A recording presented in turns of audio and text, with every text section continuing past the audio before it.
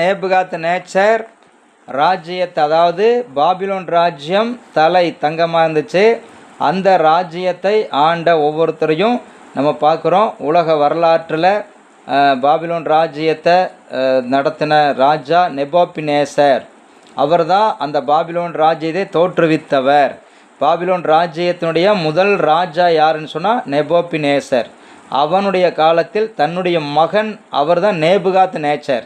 சரிங்களா? நேபுகாத் நேச்சர் என்ன செய்தார்னா படைகளை தலைமை தாங்கி நடத்தி கொண்டிருந்தார். அப்பா ஊரில் அவர் இருந்து ராஜ்யத்தை பார்த்தார். மகன் படைகளை தலைமை தாங்கி நடத்தி ஒரு இளவரசனாக இருந்து அவன் என்ன செஞ்சார்னா ராஜ்யங்களை சுதந்திரிக்கும்படி வெளியே போய் யுத்தங்களை நடத்தி பல ராஜ்யங்களை சுதந்திரித்து வந்தார். கிபி 606 வரைக்கும் 68 வருஷம் இந்த பூமியில் பாபிலோன் ராஜ்யம் காணப்பட்டது.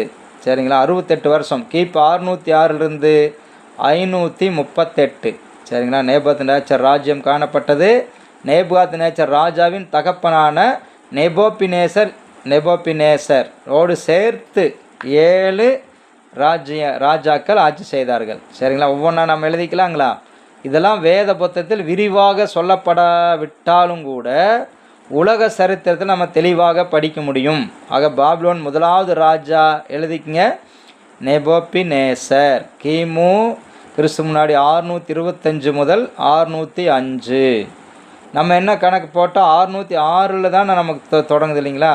இப்போ 625 முதல் 605 அது கீழே இறங்கி தான் வரும் நம்பர்.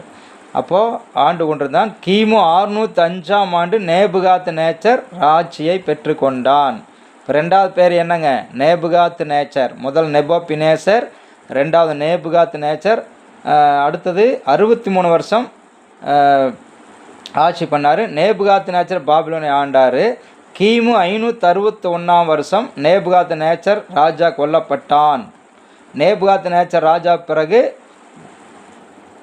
மொராதாக் என்ற நேபுகாத் நேச்சர் மகன் ராஜாவாகிறார். மொராதாக் மூணாவது நபர் மொராதாக். இவனுக்கு தான் ஈவில் மொராதாக் அப்படின்னு சொல்லி ஒரு பேர். இவன் ஒரே ஒரு வருஷம் மட்டும் ஆட்சி செய்கிறான். ஈவில் மொராதாக் ஒரு வருஷம் மட்டும் ஆட்சி செய்கிறார். அடுத்தது அங்கிருந்து நெபினேசர் என்ற ஒரு ஆள் மொராதாக்கை கொலை செய்து அவர் சக்கரவர்த்தி ஆகிறார். இப்போ எத்தனாவது ஆளுங்க? 4வது ஆள். சரிங்களா? நெபினேசர் 4வது நபராக அவர் ராஜ்யம் பாரம்பரியர். அவரோட காலம் கிமி 559 முதல் 556 வரைக்கும். கிறிஸ்துக்கு முன்னாடி 559 முதல் 556 வரை இவர் பாபிலோனை ஆட்சி செய்கிறார். நெபினேசருக்கு பிறகு லாவோக் மருதுக் அப்படின்னு ஒரு 5வது நபர் வர்றார். லாவோக் மருதுக் என்ற ஒரு நபர், அவரும் ஒரு ஆண்டு மட்டுமே ஆட்சி செய்கிறார். கிமு 556ஆம் வருஷம். அது கிமு 56ஆம் வருஷமாக இருக்கிறது. அவன் கொல்லப்பட்ட பிறகு நெபோனிடஸ் ராஜ்யபாரத்தை எடுத்துக்கொண்ட இவர் 6வது நபர். சரிங்களா? இவர் நேபுகாத் நேச்சர் ராஜாவின் மற்றொரு மகன் நெபோனிடஸ், நேபுகாத் நேச்சரோட ஒரு பையன். அடுத்தது நெடிக்லிஸ் என்பவன் விதவையான மனைவியை அவன் விவாகம் செய்தான். அதான் நெடிக்லிஸ் என்படைய அவனுடைய மனைவியை உலக சரித்திரத்தில் இதை படிக்கிறோம்.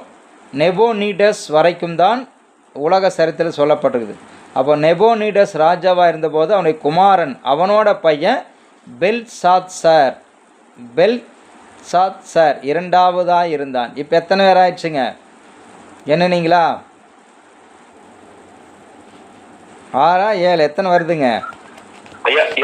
8 பேர் வருதுங்க. ஐயோ, என் பேரையும் சேர்த்துக்கிட்டீங்கன்னா என்னமோ தெரியலையே.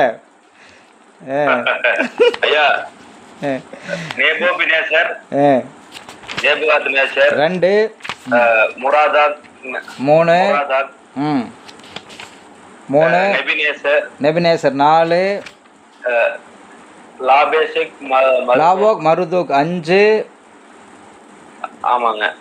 நெபோனிடஸ் 6. நெடிக்லிஸ்ங்கிறது வேற ஒருத்தருங்க. அவர் பேர் விட்டுருங்க. அது நெடிக்லிஸ் என்பன் விதவையான மனைவியை இவன் விவாகம் பண்ணான்னு சொன்னேன். அதுக்காக சரிங்களா? அந்த பேர் அடிச்சிருங்க. சரி, சரி. நெபோனிடஸ்க்கு அடுத்து சரி. சொல்லுங்கள். பெல்சாத் சார். பெல்சாத் சார். பெல்சாத் சார். இப்போ எத்தனையாச்சு? 7 ஆச்சுங்க. 7 பேர். சரிங்களா? 7 பேர் சேர்ந்து பாபிலோனை ஆண்ட அரசர்கள் தானுங்கய்யா. ஆமாங்க ஆமாங்க ஆமாங்க